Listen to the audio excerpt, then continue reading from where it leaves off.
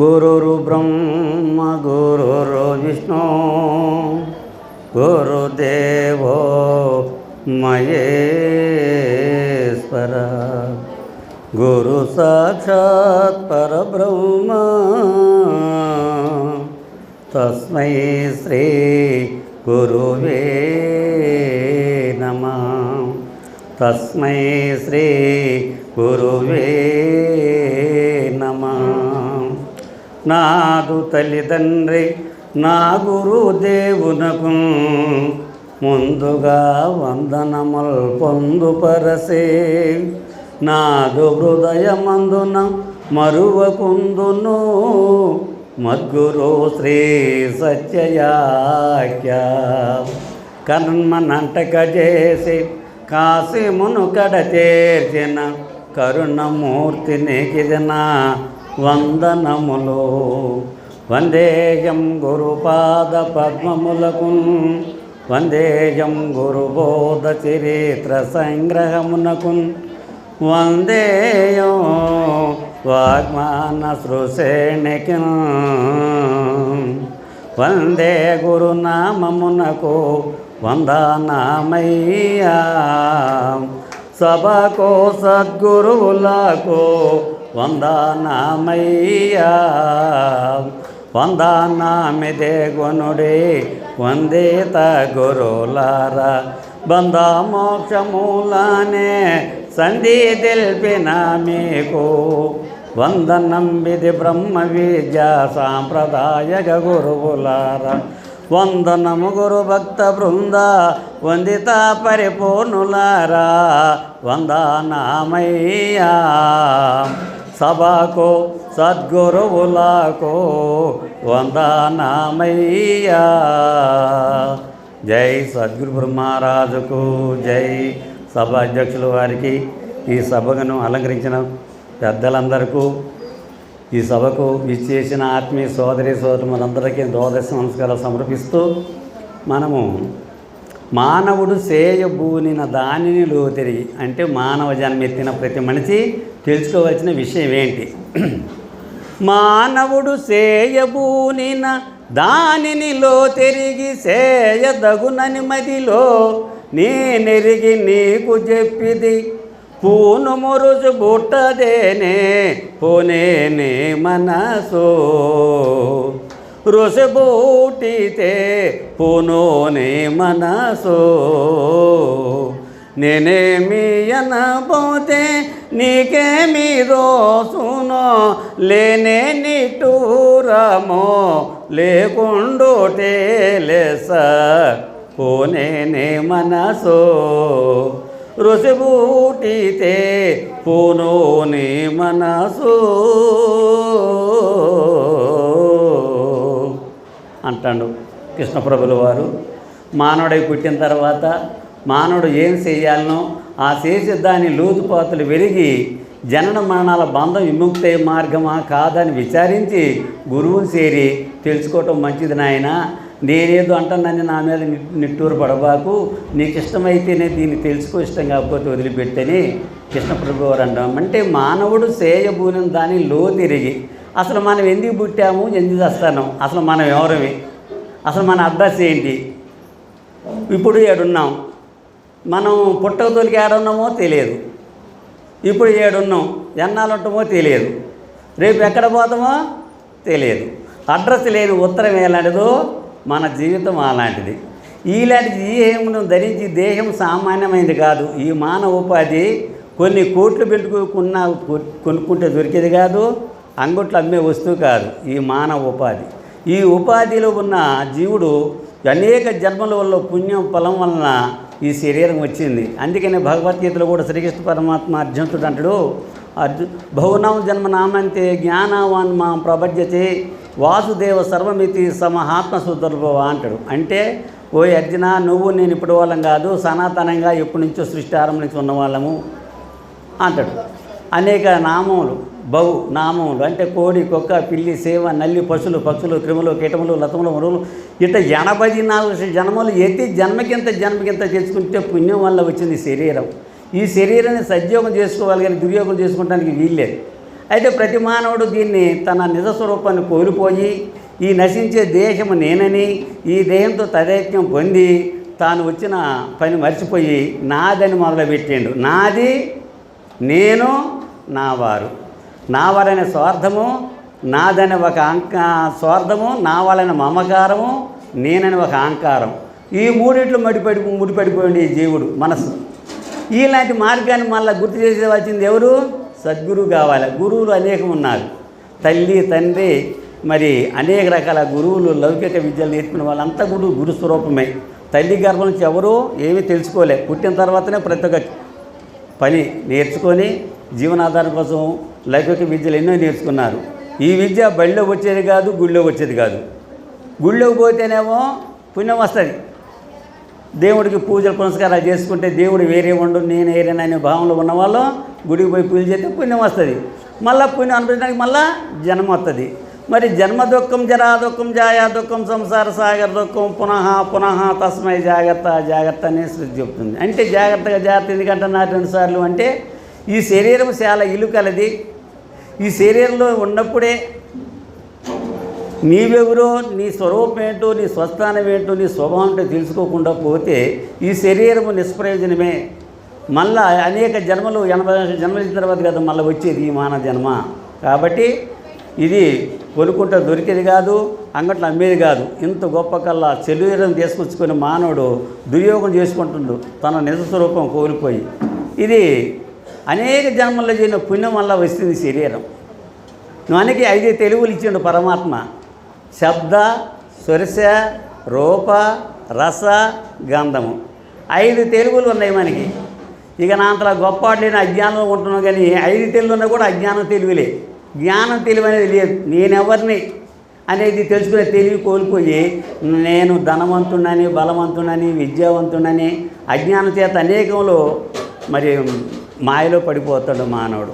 కాబట్టి తన నిజ స్వరూపం తెలుసుకోవడానికి గురువు కావాలి. అందుకని ఏమనంటే గురువులేని విద్య కూడదెవరికైనా, అదునుకైనా వానబ్బకైనా, తాళంబు చెవిలేక తలిపెట్లు వచ్చురా విశ్వదాభిరామ వినురవేమా అన్నాడు. అంటే గురువు లేకుండా ఎవరికీ విద్య రాలేదు. అబ్బా అయ్యా అంటే బ్రహ్మ, విష్ణు, ఈశ్వరులు కూడా తెలుసుకున్నారు నాయన గురువు దగ్గరికి పోయి దక్షిణామూర్తి దగ్గర. కాబట్టి అందరూ సనాతన ధర్మంలో గురువు లేకుండా ఏ విద్య రాలేదు. కాబట్టి సద్గురువును చేరి తరించే మార్గం తెలుసుకోవాలి. ఎందుకంటే నాయన గారు గురువుని స్మరిస్తే మరి ఆ గురు కరుణ వల్లనే మోక్ష తిథి పొందగలుగుతాం. గురువులు అంటే అనేక గురువులు ఉన్నారు, కానీ అనేక గురువులు చేసింది కూడా దాని ఫలితాలు వేరే, సద్గురువు ఫలితం వేరే. సద్గురువు చేరినప్పుడు ఏమైందంటే నీ నిజ స్వరూపాన్ని తెలియజేసి ఈ బ్రహ్మాండము, పిండాణము, సాంఖ్యము, తారకము, నీ స్వరూపము, స్వస్థానం, స్వభావం తెలియజేసి ఈ శరీరము అశాశ్వతమైందని తెలిసి శాశ్వతమైన ఆ పరిపూర్ణ పరబ్రహ్మని దర్శింపజేసి అది నిత్యము, నువ్వు అనిత్యము, దీని మీద భ్రాంతి విడిచిన ఆయన నేను లేను. అందుకనే భ్రమేణహం భ్రమేణత్వం భ్రమేణోపాసక జన భ్రమేణ ఈశ్వరభావత్వం బ్రహ్మమూలం మిదం జగత్తు అన్నారు. అంటే భ్రమచేతనే ఈ ఉత్పన్నమైంది. భ్రమ లేకపోతే ఈ భ్రాంతి అన్నిటి మూలం. కాబట్టి భ్రమేణహం అంటే అహం నేననేవాడు భ్రమచేతన వచ్చిందని అర్థం. భ్రమేణహం భ్రమేణత్వం భ్రమేణోపాసక జన భ్రమేణ ఈశ్వరభావత్వం బ్రహ్మమూలం మిదం జగత్తు. భ్రమరహితమే మిదం మోక్షం. ఇవన్నీ ఎన్ని తెలుసుకున్నాం మొదగాలి భ్రమ వదలాలి. దేన్ని వదిలితే మనకి జన్మరహితం అయింది. మరి భ్రమ వదలటం అంటే ఏంటి అంటే ఈ దేశము నేననే అభిమానాన్ని వదలటము కావాలి మొదగాలి. దేశము దేహి 2 కూడా మాయేనని వీటి మీద అభిమానం వదిలి మరి భార్య, పిల్లలు, కుటుంబము, సంసారం ఇది ఒక బంధం. దీని మీద భ్రాంతి వదిలితే కుదరదు. ధర్మ ప్రకారం వాళ్ళని సాధాలి, కనాలి.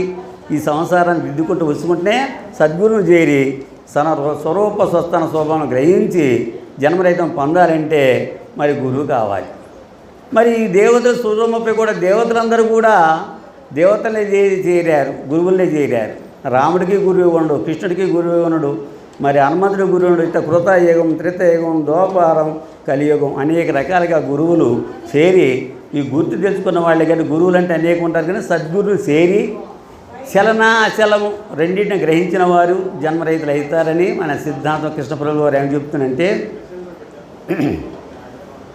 జనులనిరి దేవుడెవరికి కనరాడని, జనన కర్మములు గణనతనికి లేవని, ఆ జన వాక్యంబులు బయలుకెప్పుడో సహజమౌ వినరా, అనుమానము సాలించి కనరా, కనిన మారూపాదేకములున్న వెరుకాను, వినబోగు కనబోగో విడిచి పెట్టరా పోనే, సహజమౌ వినరా, అనుమానము సాలించి కనరా అని కృష్ణప్రభువు వారు శిస్తుడు చెప్పిన, నాయన నేను చెప్పింది జనులు అంటున్నారు కదా దేవుడు కానరాడని, మరి నేను చెప్పింది కూడా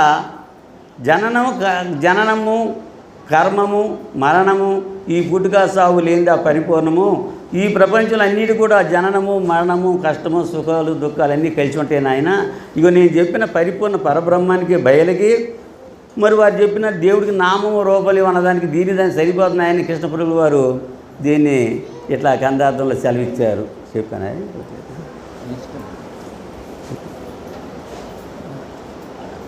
పరిపూర్ణమనటి పలుకే వెరుకను బలపక్షరముల నెచ్చటరిగనినన్, స్థిరమై ఉన్నది గనుగని వెరుకను బలపక్షరముల నిగగట్టి పెట్టు, ఎవరికి తెలియదిది మూలగూటు, గురుమూర్తి కరుణాసే ఎరిగి తెలిపి తినేని, పరిపూర్ణ బోధను పరులు చెప్పటి బోధ నిగగట్టి పెట్టు, ఎవరికి తెలియదిది మూలగూటు.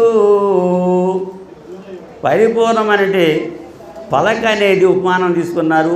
పలక మీద బలపము అక్షరము రెండు కలిసి, బలపము అరిగిపోతుంది, అక్షరం తూడితే చెరిగిపోతుంది. పలక అలాగనే ఉంటుంది. అలాగనే ఈ పరిపూర్ణమైన పరబయలులో ఈ నామము రూపము గల ఈ ఉపాధులన్నీ కూడా జగత్తు వస్తూ పోతుంది నాయన. అది చెదరక ఎప్పుడు అంతే ఉంటుంది. పరిపూర్ణం అలాంటిది, వెనుక వీలంటిదని దానికి ఉపమానం చెప్పి ఆ పరిపూర్ణం స్థిరమైంది, అస్థిరమైనది రాకపోగలిగిన అని గురుగారు ఉపమానం చెప్పి ఆ పరిపూర్ణ బోధన చెప్పి ఎరుకని మరి మాటని తలుచుకోబాకు నాయనని గురుగారు సెలవిచ్చింది. జై సద్గురు మహారాజుకు జై. కాసింగ్ గారు మరి చాలా చక్కగా చెప్పారు. అంటే మీకు అర్థమయ్యేంత తెలుగులో చెప్పారు. అర్థం కానంత కఠినం ఏమీ లేదు. అర్థం కానంత కఠినం ఏమి. పరిపూర్ణం పలక, ఎరుక అనేది బలపం. పరిపూర్ణం పలక, ఎరుక బలపం. ఆ పలక మీద ఎరుకనే బలపం రాసి రాసి రాసి రాసి కొన్నాళ్ళకు బలపం పోయిద్ది. పలక అంతే ఉంటుంది. పలక అంతే ఉండదు. అలాగే పరిపూర్ణం అనేటువంటిది కదలక మెదలక వదలక సర్వత్రా నిండి నిబిడీకృతమై ఎప్పుడు స్థిరంగా అలాగే ఉంది. ఈ ఎరుక అనేటువంటిది వస్తూ పోతూ ఉంటుంది. పరిపూర్ణం అనేటువంటిది స్థిరంగా ఎప్పుడు కదలకుండా అలాగే ఉంటుంది. అది అచలమై అంతటా నిండి ఉంటుంది అనేటువంటి. మళ్ళా మానవుడు చేయబూనిన దానిని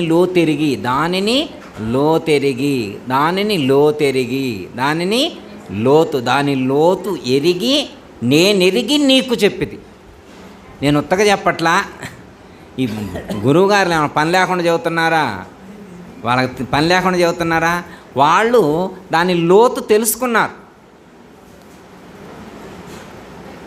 వాళ్ళు తెలుసుకోవడమే కాకుండా ఎవరైతే దీన్ని ఆచరిస్తారో వాళ్ళకి ఆ ప్రయోజనం కలుగుద్దని ఖచ్చితంగా చెప్పారు.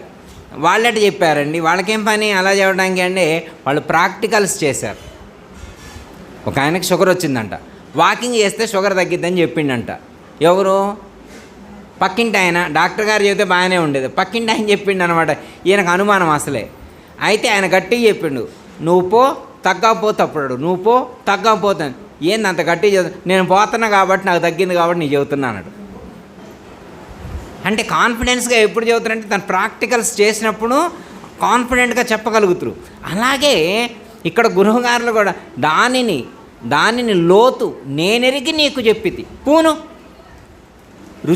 రా, ఏమైనా రుచించిందనుకో కూర్చో. నీకు రుచి పట్టలేదనుకో నీ దారిని నువ్వు. నేనేమి అనబోతే నీకేమి దొచ్చు. నువ్వు లేని నిష్ఠూరము లేకుండుటే లెస్సా. పూను నీ మనసు. ఇందాక మా చెల్లి కూడా స్టార్టింగ్లో ఓ పాట పాడింది మార్నింగ్. పూను పూను పూను రుచి పుట్టకుంటే మాను నిలచేది కాది మేను చెప్పితే నిజముగాను తాను నేననుకున్న స్వాను భావము లెస్స నేను చెప్పితి దయతోను నీ బాగు కొరకు పూను పూను పూను రుచి పుట్టకుంటే మాను. నువ్వు పూను రుచి పుట్టలేదు అప్పుడే మానుకోరా, అది ఇప్పుడెందుకు, మొదటికే ఎందుకు దుకాణం బంద్ చేసుకుంటావు? ముందు ఓ ట్రై చేయి, ఒక ఎక్స్పెరిమెంట్ చేయి, నీకు అంత కాన్ఫిడెన్స్ రావద్దు అప్పుడే ఆగు. ప్రయత్నమే చేయకుండా ఏం ఉపయోగం లేదని నన్ను ఓన్గా డిసైడ్ చేయొద్దు నాయన.